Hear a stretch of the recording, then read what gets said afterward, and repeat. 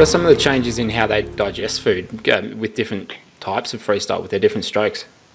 Yeah, different types. So, and this kind of tends to be, you know, we tend to change this a little bit, but sometimes, so there's 3 different things that we need to take into account for nutrition. And when you're running, usually there's 4. And one I kind of, you know, don't really, a lot of my swimmers will be like, I don't like this. And I'm like, well, you know, it's not a floating buffet. It's nutrition for performance. But besides taste, which is the one that most people work on, the 3 other areas are how you can eat the food, like whether the food is ingestible. So, you know, when you're running or cycling, you can have a whole bunch of different types of foods. But when you're swimming, it's a little bit more difficult.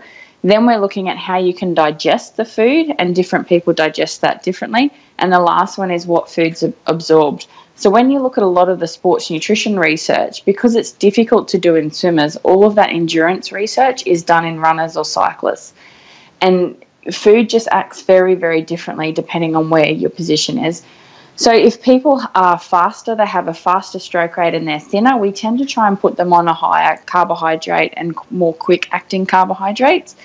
They're more likely to get a bit cold. I can talk a bit about the body composition in a tick. And then the slower people are, the fatter people are, with a slower stroke rate, more hip-driven, we can almost get them on a high-fat, kind of lower carb diet. So that they're kind of the 2 extremes. And then, but what tends to happen is people aren't always 100% one style. Like they may be lean and slow and have a slow stroke rate. So then we just have to monitor how we're going to use these different types of fuels as well.